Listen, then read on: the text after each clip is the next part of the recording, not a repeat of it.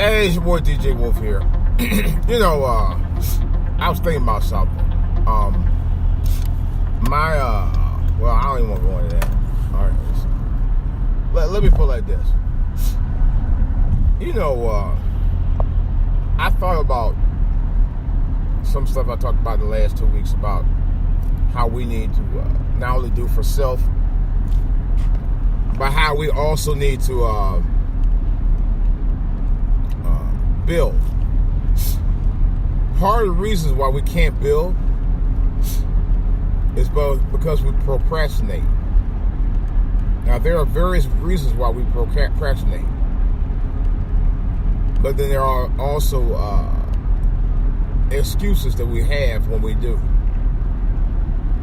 And a lot of times, you try to make plans to hang out with somebody and talk about different things and stuff like that, to go hang out and do this or do that. And a lot of times, we either don't come through with the plans and don't tell anybody, or we call somebody at the last minute and come up with some other excuse because you want to go do something else with somebody else. That's happened with me on several occasions. I had a neighbor one night, this is a true story. I had a neighbor one night, wanted to go, come by the house and hang out and, get some drinks and some food, whatever. And this is what I told him. I want to watch the game, right? Me and the family. I'll come over there and watch the Redskins game with you, right? I said, cool. Okay, I'll tell you what. I'll get part so get some drinks. Where you gonna hang out, man? Come on, bring on over here. Come on over here. So, about the night of, he came by, rang the doorbell. He said, check this out, man. I got this date came up. A friend of mine came by. So I had, I bring my family, but we got a date. That's the last time I did that shit. That's actually like the last time we actually hung out. I said, fuck that. That's, came by for a minute, rolled right on out. That's niggas for you. There was another time, a buddy of mine, he's no longer around anymore, man. And he was a good dude. He really was. He was a good dude. He really was. But he did that a few times too. And first time, my son was playing Boys and Girls Football Club, right? So he said he was interested in getting his then 5-year-old son to play football as well. And he said he wanted to get him exposed to it a little bit because he was interested in playing. I said, okay, come on by, bring him around where my son is, because my son was having a game over at Palmer Park, out over in Landover, Palmer Park section, right? So, my son's team, this was like the second Boys and Girls Club he played with at the time. I think it was the second. No, he might still. No, he wasn't with. No, he wasn't with. No, B had already moved by then. So anyway, because we used to live out. We didn't really live that close to Palmer Park. Anyway, make a long story short, we went on here and played the game, and he was supposed to came through that morning.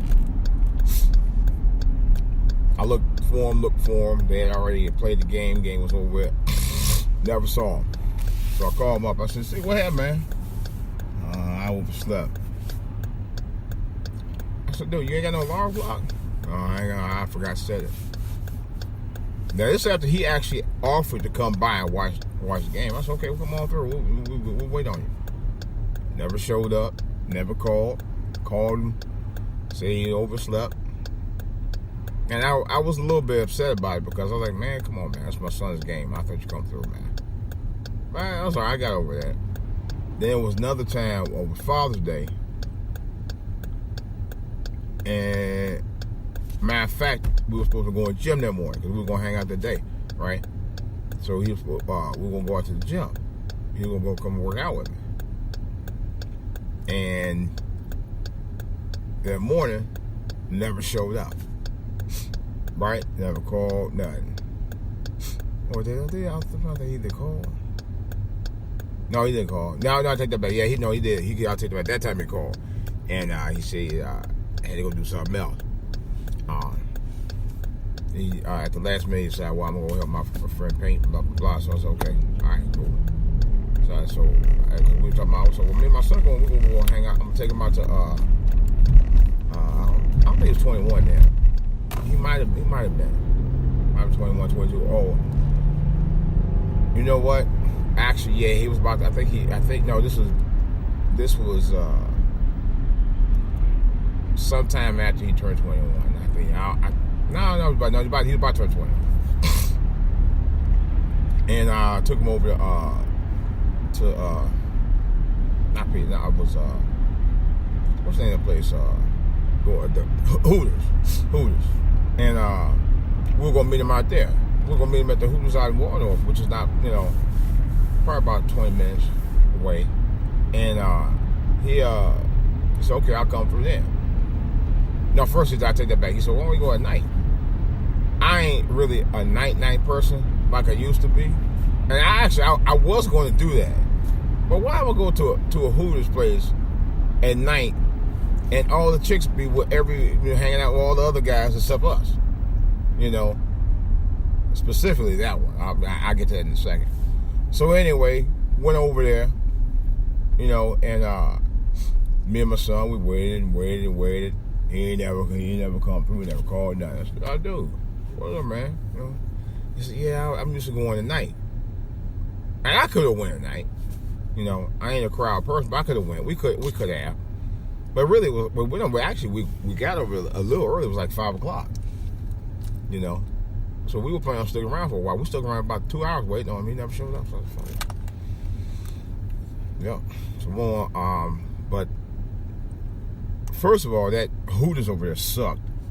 It did. It was terrible. It was okay. They didn't get the orders right. Girl wasn't that friendly. And myself, I guess my son was talking to me, but it was, I don't know, just the vibe wasn't that great. The food wasn't that great. Because I've been to other Hooters. I went to a Hooters in Atlanta, and I had a ball. And I went to Hooters in Ocean City. I really had a great time.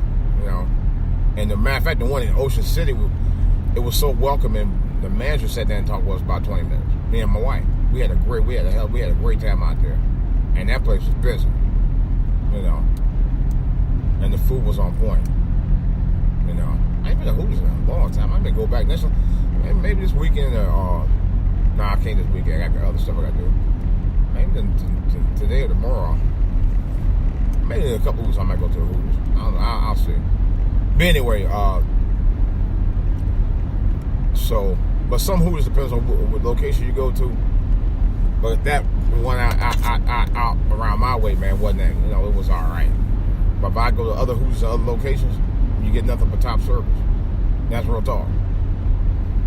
But nevertheless, but the one time that really pissed me off, my son was still in grade school. So, the dude I work with, he said, well, it's this basketball game we're going to see. I think it was Georgetown somebody.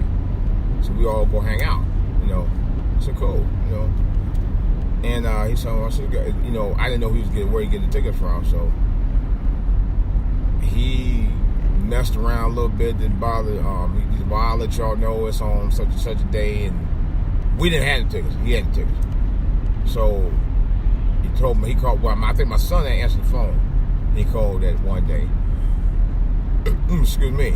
So my son picked up the phone. He was talking about, I know your dad, blah, blah, blah. And then, he gave me the phone, whatever, So I told you something about the game, we all go together. So, okay, cool. And my son was anxious about going, He said, yeah, I'd love to go. But my son was in sports. He was very heavy in sports then. Because he was already playing. He played, I started him out basketball, and he wanted to play football. I had him playing football for a while. He had played, matter of fact, he played football for years. He hadn't played baseball for about a minute, but his grades were slipping, so I took him out of that for a while. He just never, but he said he never was really into it anyway.